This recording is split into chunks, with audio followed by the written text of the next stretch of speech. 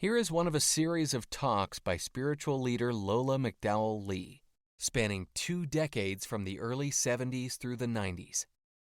Lola was a Zen Roshi, whose Rinzai lineage included Dr. Henry Platov and renowned Zen master Shigetsu Sasaki. Lola was a religious scholar as well as an ordained Christian minister. While the talks are focused mainly on Zen and Buddhism, Lola drew on many spiritual traditions, including those of Jesus, Plato, Lao Tzu, the Hindu Vedas, Meister Eckhart, and Gurdjieff.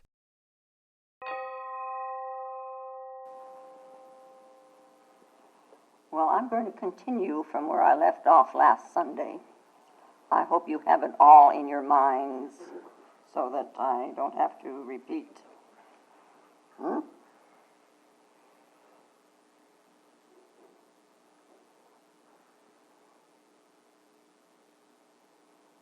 Do you remember what I talked about?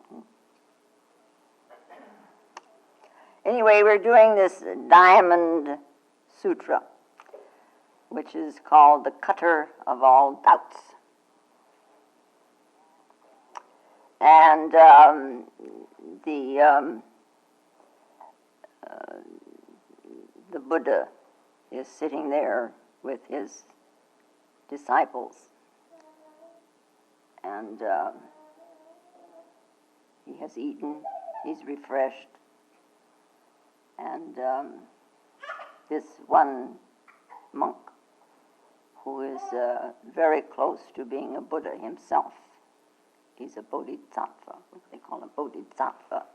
Bodhi meaning wisdom, and sattva is the highest frequency that there is. So anybody who's a Bodhisattva you better gasho pretty good.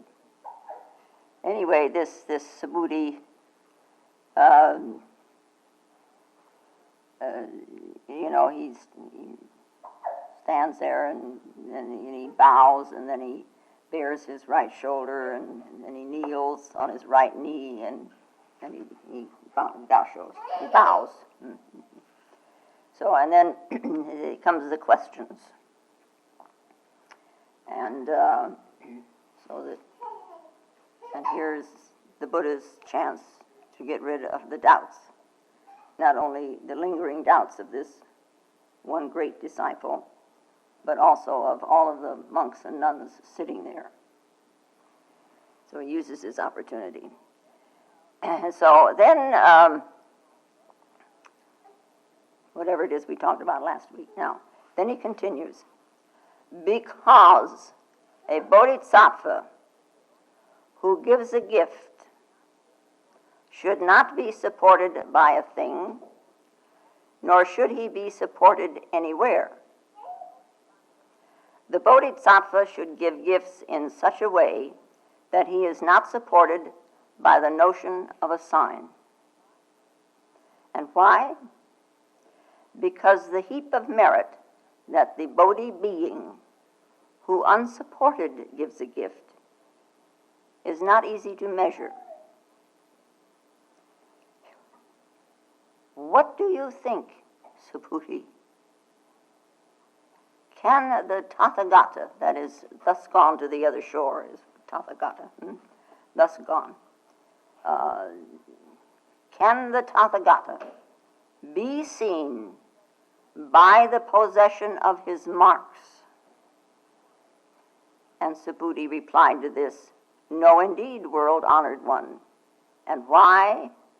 What has been taught by the Tathagata as the possession of marks, that is truly a no possession of no marks. The world-honored one said, wherever there is possession of marks, there is fraud.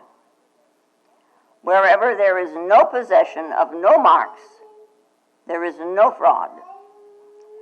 Hence, the Tathagata is to be seen from no marks as marks.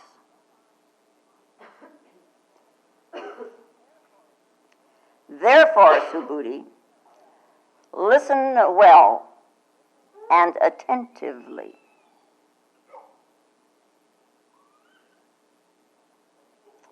Okay. The strange words, huh? We don't talk that way particularly. But no possession of no marks, and marks are signs and so on. Anyway, this great gathering, 1,250 were left. 500 rose and departed. They got up and left when he first started talking. So there's only 1,250 left.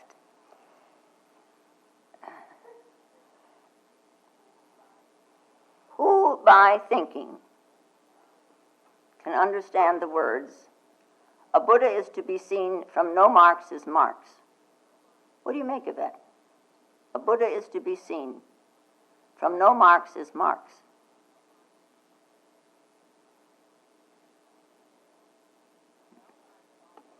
Well, then I could also ask you, what do you make of Jesus' words? Birds of the air have their nests, and foxes have their holes, but the Son of Man hath nowhere to lay his head.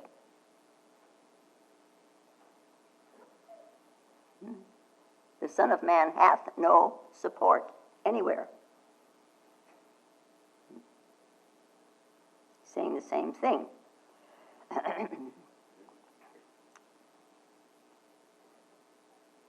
So what makes the Son of Man different than you and me?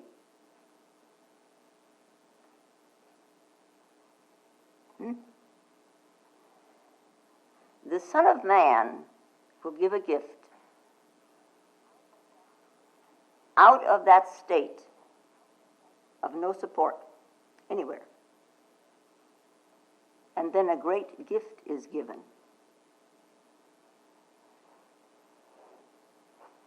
In that state he is what he is, and the gift is also that state. And because it is of that state, there's no giver.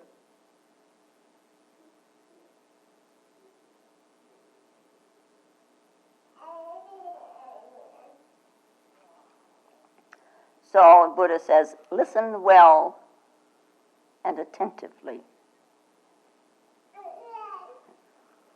Now, to listen well, to listen at all, means to be with it. It's to be here, it's to be now. It means to listen without a thought. To listen means to be alert, it means to be aware. Our thinking moves all over the world. Actually, our thinking seems to move all over the universe. But always it has the support of me. I support my thinking, no matter where my thinking may be at the moon, but I support it. This self-identification. I am thinking this. We can have our fantasies about doing this and that and the other, but it is always me that is doing it. This self-identification. I am thinking thus. Now, thinking lives in the past. And it can live in the future. What we hope to do with our past. It's out there,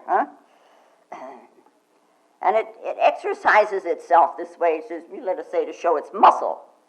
You develop a thinking by doing this, picking up something from yesterday and throwing it into tomorrow. Now, if you're doing this, how can you listen well and attentively?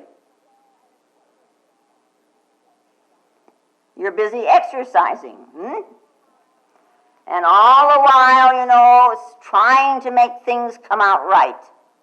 You're going to have everything come out in neat little packages. And so we miss. But what I hear should fit. Hand in glove with what I already know. Otherwise, I can't accept it. But if one listens in a state of alertness, you know, only wanting to know what is true. That's all, what is true. Leaving our desires out of it.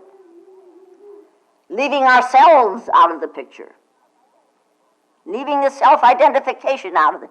You know, this I like, I can identify with this. Leave it out. And if you can do that, all of a sudden there comes this clue, this little way to go in. So, and that's why Jesus said, if you have ears, listen. You're conscious, huh? Use it to listen.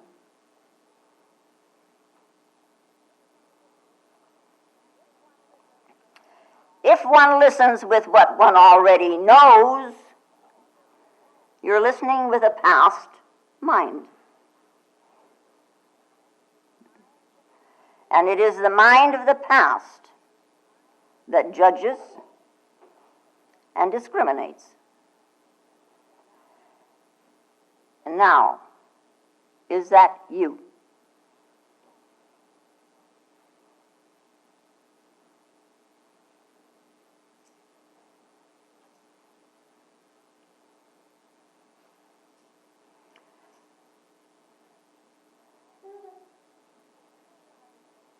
The accumulation of thoughts and ideas and notions that you have, is that you? You've read a great many books, articles. You've heard a great many things said. You have been conditioned by a great number of people, and you have been conditioned for a number of things. And that's all in the past. And it is this past that is always interfering. You know, all it wants to do is to perpetuate itself. Don't bother me, I'm thinking. No.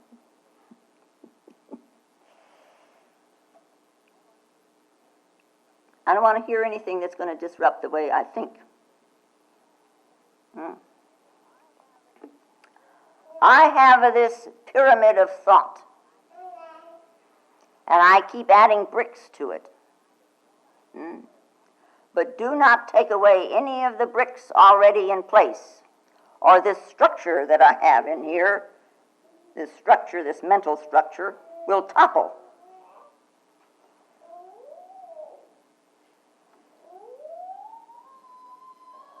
When one is seeking truth, there comes a time when this mental structure must topple. We have a mental structure of what religion should be. Well, I'm so glad that lady left.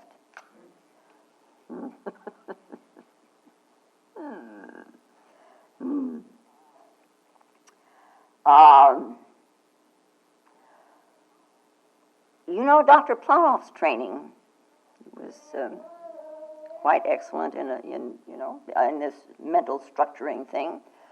The first teacher that he had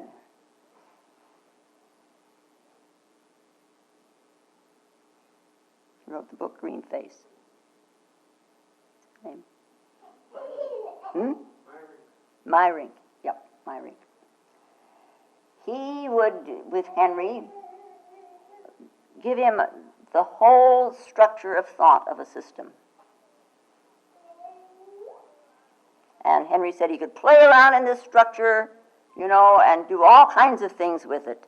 And when he had thoroughly enjoyed this mental structure, this particular structure, take it all away. Build another one. Play around in this. Take it all away. And so on. Not once, but over and over and over. It's a tremendously good mental exercise. And it also lets you know that these theories, these mental structures, are just that, mental structures. That's all. So then what is real?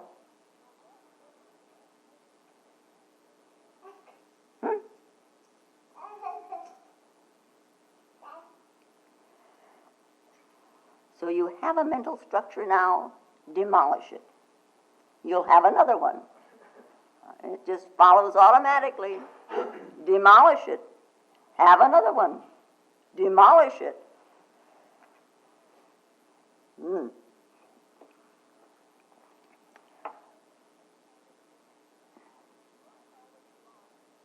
You want to know what you are?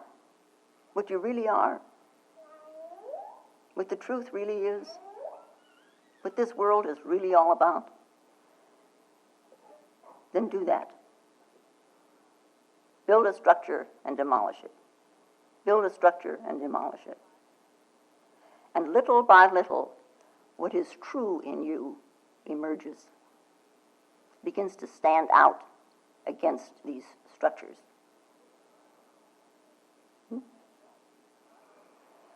So, one listens well and attentively and obediently. Now, in the beginning, the word obedient meant something like to listen thoroughly. To obey. To listen thoroughly. If all of a sudden a big booming voice came in here and said blah, blah, blah, blah, blah, and this is the truth, and you knew it to be the truth, and it said to do something, you would obey it because it was the truth. There would be no question about it.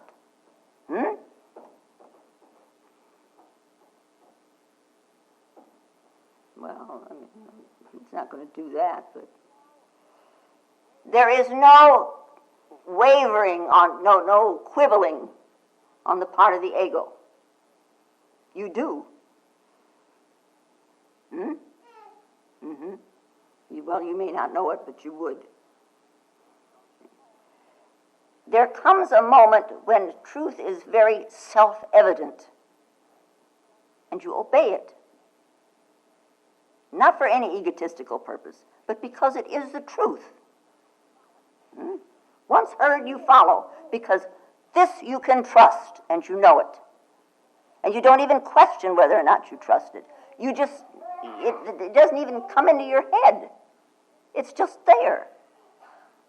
You have trust. And having heard and trusting, there is courage to follow, which we sometimes lack with other things. Yeah. Now, when we think about it, or maybe you've never even thought about it, I've thought about it. Otherwise, I couldn't talk about it, huh? This power of thinking that we have is one of the queerest tools ever devised. Yeah. By whomever. It is said the whomever was the great god Thoth in Egypt. He wanted to give man a gift. Sitting up there in the heavens, he saw man down here struggling away, trying to learn, trying to find himself, trying to find a religion, trying to find God, struggling to make ends meet. And he felt for them. They should have some kind of a reward. So he wanted to give them a gift. And he went to one of his colleagues, I've forgotten which one, but the Egyptian pantheon, of course, has innumerable. There were many. And he said to this colleague, I am going to give man a great gift. I will teach him how to think so he can be wise. And this colleague looked at him sorrowfully for a long time. And then he shook his head and said, you are doing man no favor. It is thinking that drove Adam and Eve out of the garden of Paradiso. Their thinking showed them something about themselves that they had never seen before. They saw their nakedness, and they were ashamed. There was all of a sudden something they had never had before: discrimination. They knew the difference between good and bad. Discrimination. And out of the garden.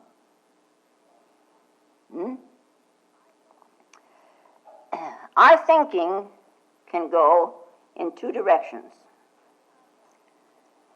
Sometimes our thinking is very beneficial, and sometimes our thinking is disastrous. Not only for ourselves, but for those around us. This thinking illusion, lives in its own world. And this world is comprised of duality. It is a discriminatory world in which the thinking lives. Pro and con. It has to. There's just no other way with it. It is hot and cold. If you didn't know one, you wouldn't know the other. How could you know white if you didn't know black? And we discriminate the color blue from the color red. We discriminate the tall from the short.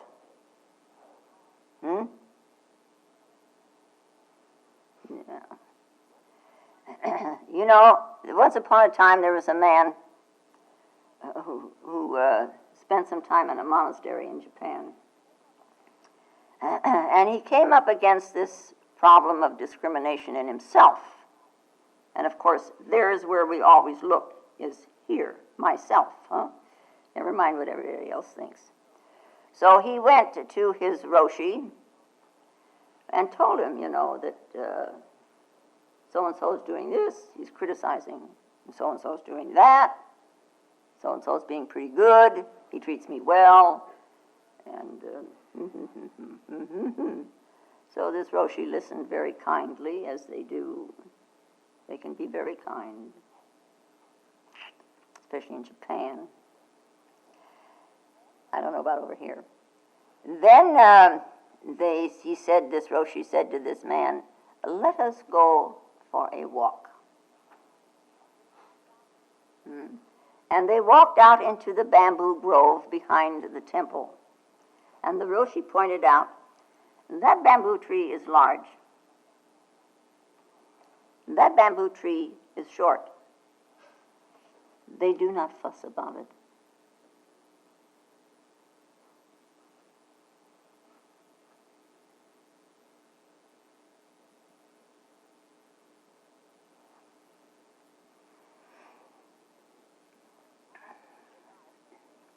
However, with our thinking in this discriminatory world, it is beneficial. We have become aware there is a spirituality. Without that, you would never know it.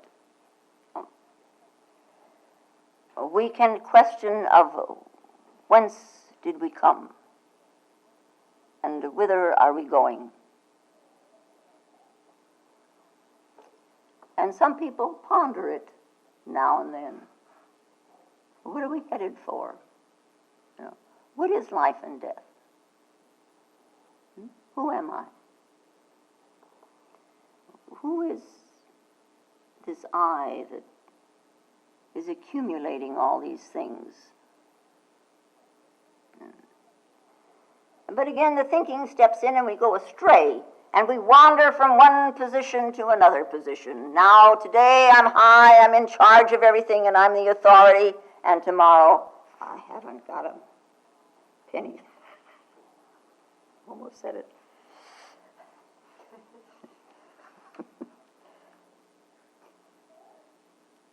Henry would have said it.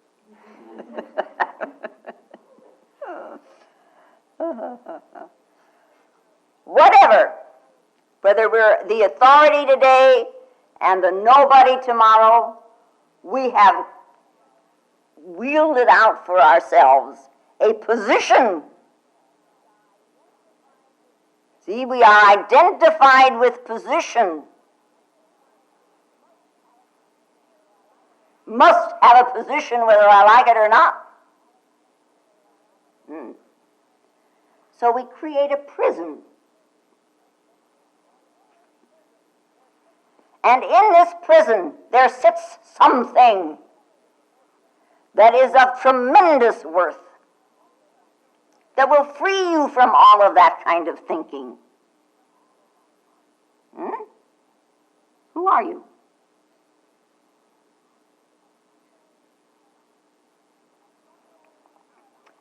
We have bundles of paradoxes. We have bundles of contradictions. And the thinking gets all muddled up in it because it can't make them fit together. We look for a spiritual world. We're going to make it fit there. It's got to fit there. Not going to fit here. It's going to fit there. But we already live in a spiritual world. That is the noumenal world, a world of reality. We're surrounded by it, and we are it. And it is a world of non-discrimination. It does not discriminate at all.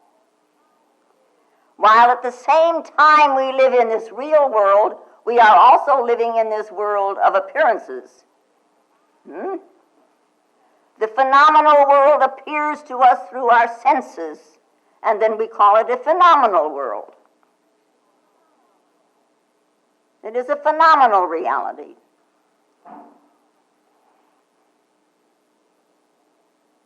How little we understand ourselves, huh? There is a true world. The very truth itself is hidden in what we see and what we hear.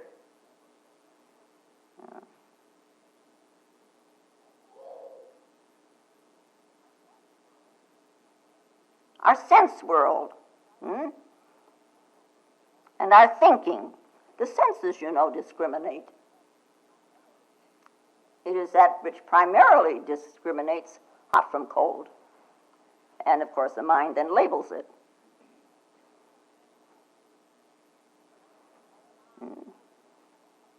And in our thinking, non-discrimination makes no sense at all. How can there be such a thing, huh? Things are what they are because that's how we see them, and because we can discriminate, that's how we know them. How can there be anything else?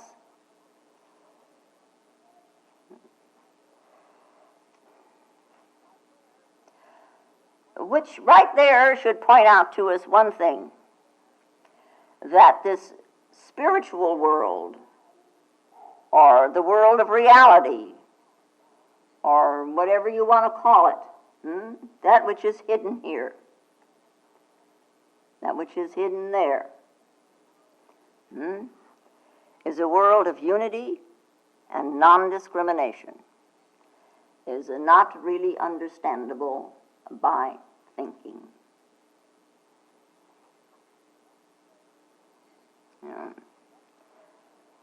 It is necessary to have an actual glimpse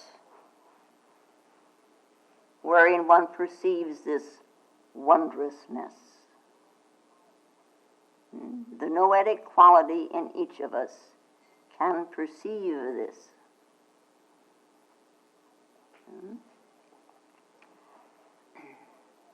This life that we ordinarily lead as self-identification is not a unification.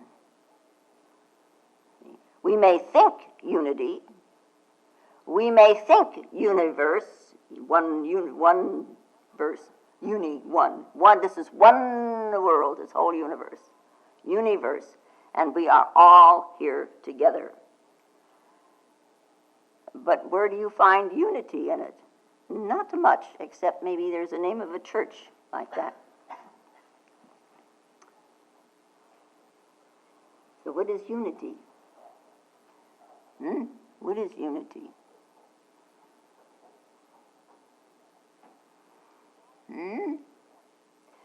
Man and woman living together.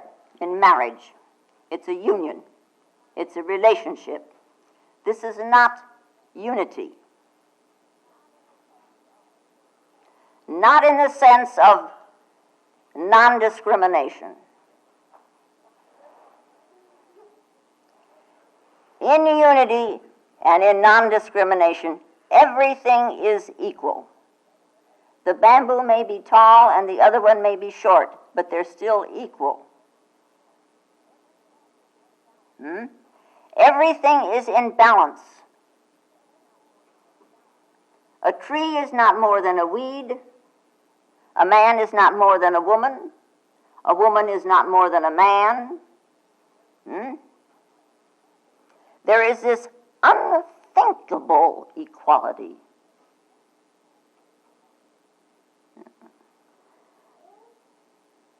And there is no thought in it of this is a man, this is a woman, this is a plant, this is me, this is you.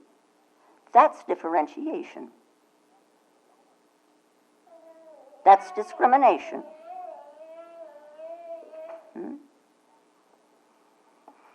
It's a dichotomy of you and I, me and thou. There was once a time when a very great tea master visited EQ. Now, EQ was a very famous Zen master. And this great tea master visited him. And the Zen master, EQ, served him a cup of tea. Here we come with this again. As Murata-san, the tea master, lifted his cups to his lips, it goes again, almost the same thing. EQ suddenly lets out this quats, and smashed the cup with his stick. Murata-san bowed. EQ then has a question for him. What are you like? What are you like when you have no intention of taking tea? And without answering, Murata-san got up and moved toward the door. And EQ yells at him, "Stop!" What are you like when you have taken tea?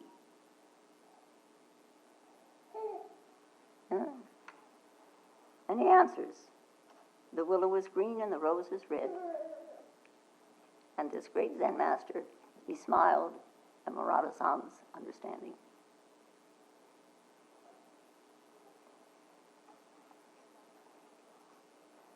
And you think I'm discriminating between the willow is green and the red is the rose? Not in that sentence. The acceptance of this world, which also means yourself, because this world is pretty close, This world as it is, without arguing about it.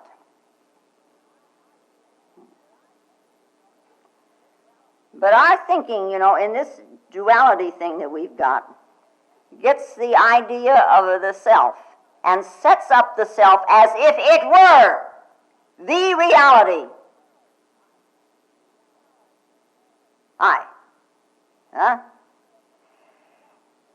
And we give to this self now a special honored niche in time and space.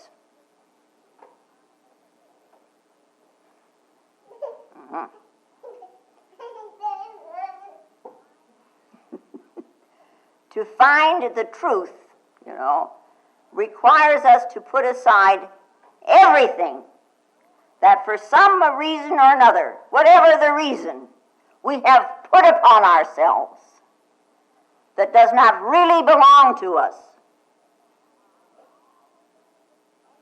Now, out of all the things that you have accumulated and acquired in your world, what really belongs to you?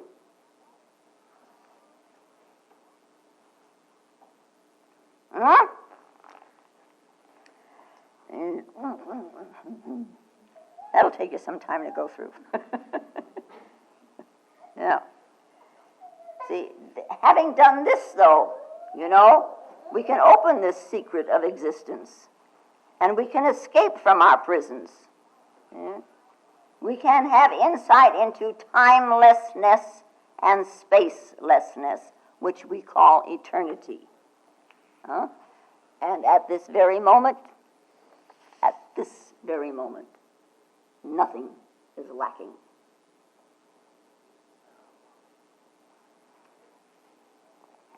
Okay, now with that in our heads, you have listened well and attentively. We go to this. Because the Bodhisattva who gives a gift should not be supported by a thing, nor should he be supported anywhere.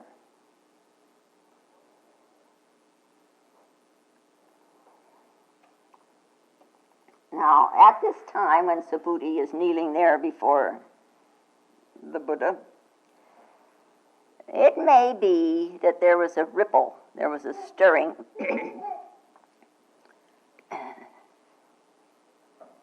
And a thought was about to arise.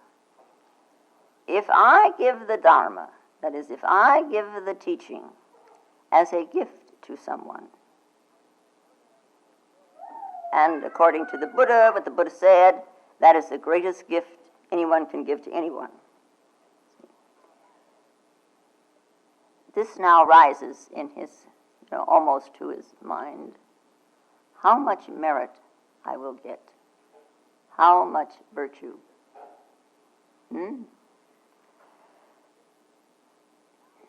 That little bitty ripple that was about to become a concrete thought, which Subhuti would have discarded immediately had it come all the way up. But it didn't. But the Buddha caught it. A motive for giving. So then the Buddha said to this now, that's very tricky, a motive for giving. To which this man now says, all living beings, born from eggs, wombs, humidity, or by transformation, are all led by the Buddha nature to the final nirvana. Although immeasurable, uncountable, and unlimited numbers of living beings are thus led, it is true that not a living being is led there. Why so, Subhuti? What do you think? What do you think? If a bodhisattva clings to the false notion of an ego, a personality, a being, and a life, he is not a true bodhisattva.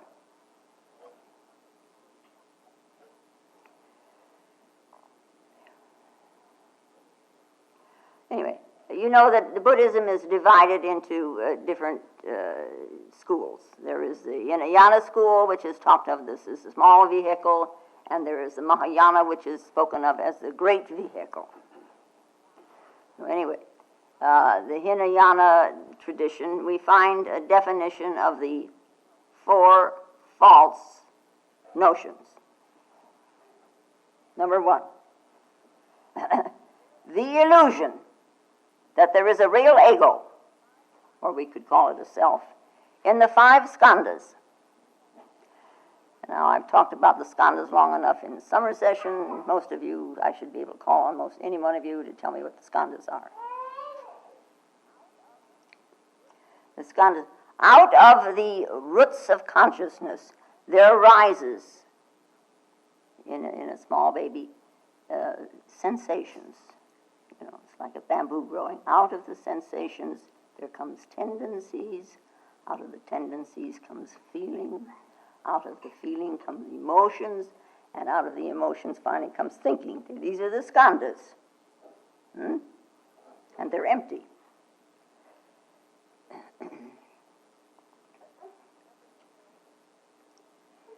Number 2, that this ego is a personality and different from all other personalities and all other egos on all other paths.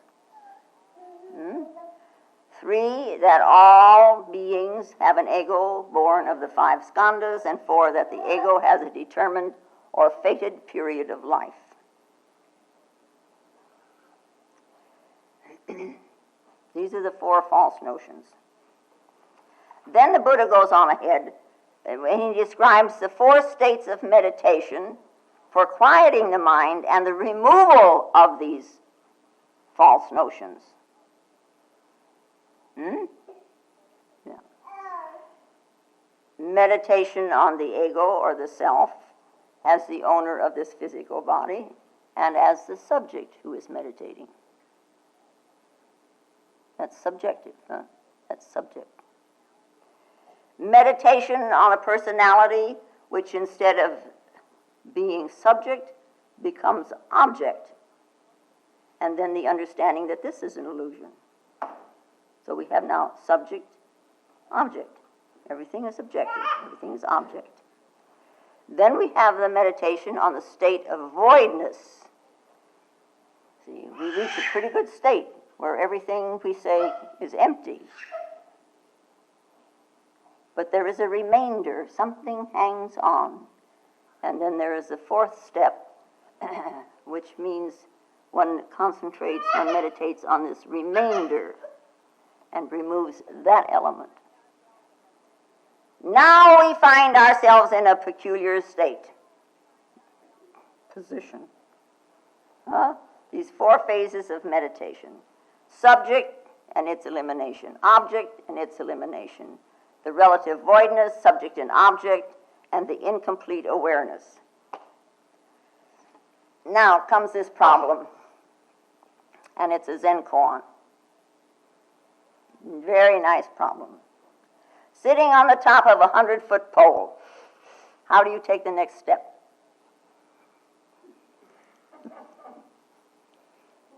Neat, huh? You betcha. Neat as they come.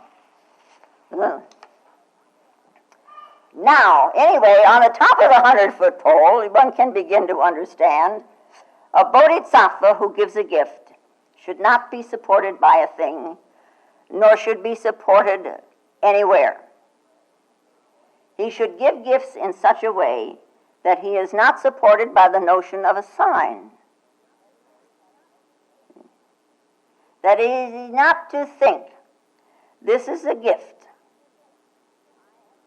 He is not to think, I am the giver, and that you are the recipient. He is not to think that. All these notions have to be dropped. There is no giver, no gift, and no recipient. The one you are trying to help is another form of you.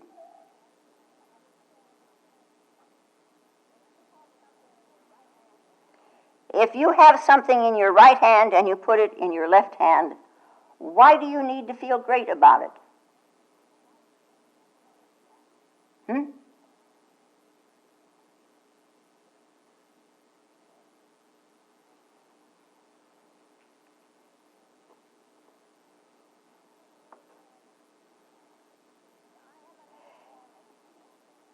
If I am another form of you, and everyone else that you meet is another form of you, why do we have to have so much discrimination? We all come in all shapes and sizes, and so what?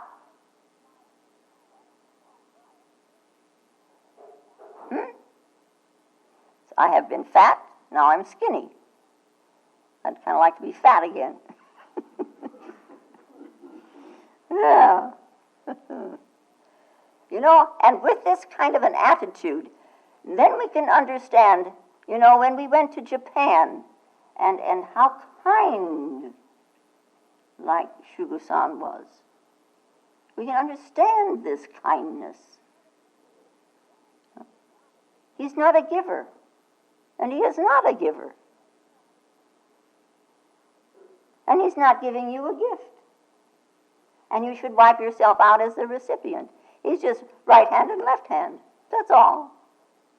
I know that Melody, when she hurt herself there, and he was bandaging it up for her, it was embarrassing how kind he was. He thought nothing of it. Nothing. Nothing. He couldn't do anything else but what he was doing.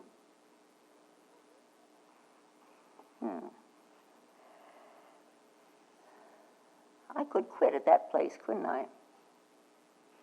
It's after 11. You want to go home? Yeah, I'll go home. Okay, it's a little difficult. Okie dokie. We'll let it go at that.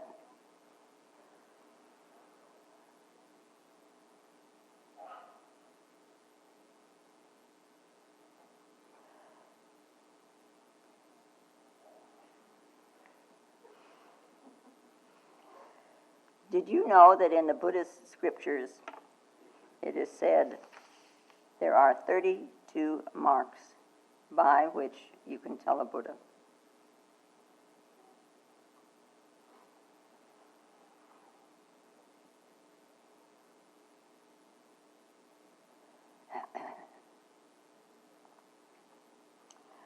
But the Buddha said he was in no possession of no marks.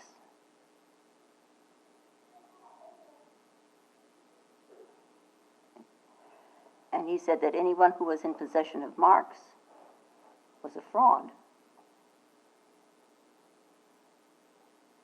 So I'm going to tell you this little story.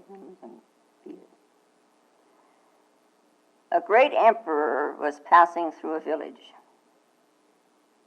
He was a very famous warrior, and he loved archery. His whole life seemed to, his free time evolved around archery.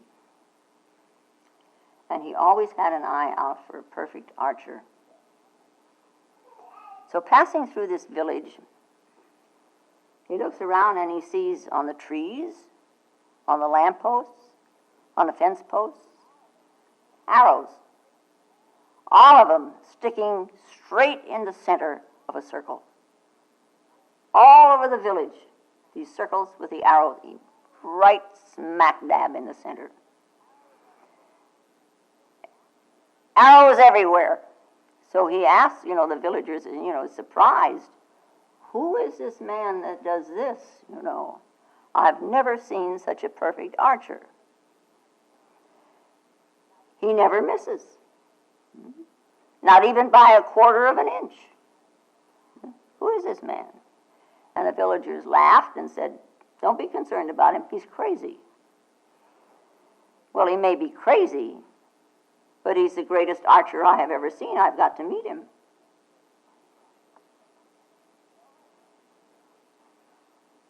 It all has nothing to do with archery, the villagers say. He knows nothing about archery. And this emperor is very puzzled, and he says, but, this is a puzzle then. How does he manage?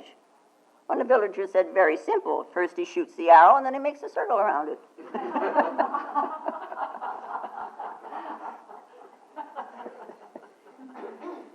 Yeah? That's a fraud, huh? Even Jesus talks about signs. His disciples ask him, how will we know you? By what sign?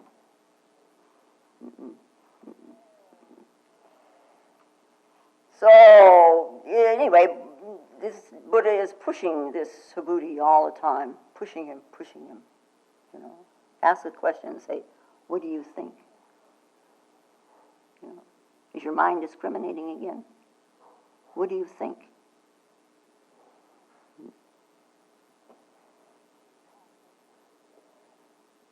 How many false notions have you left? What do you think? What do you think?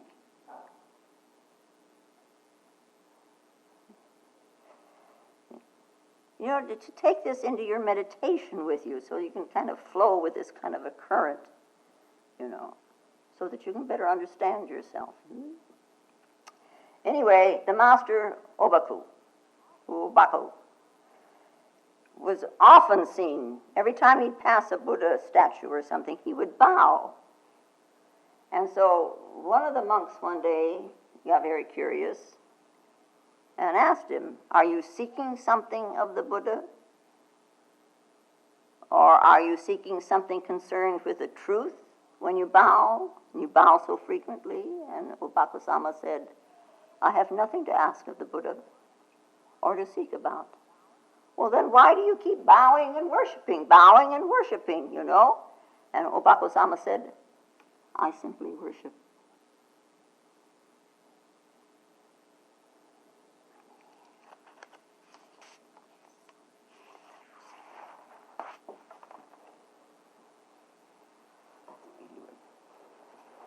I simply worship.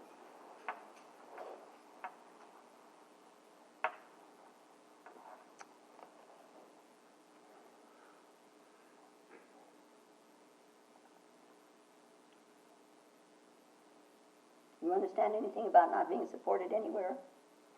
I left all that out, didn't I? Don't go home anyway. It's true, though. The Son of Man has no support when he gives.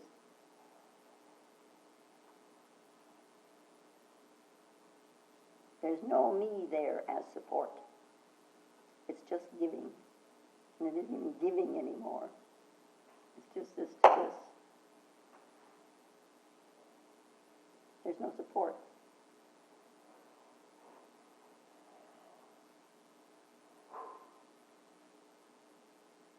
And now, may the peace and the power that passeth all understanding hold us and keep us in the love of the Christed consciousness while we are seemingly separate one from another. And I do thank you very much.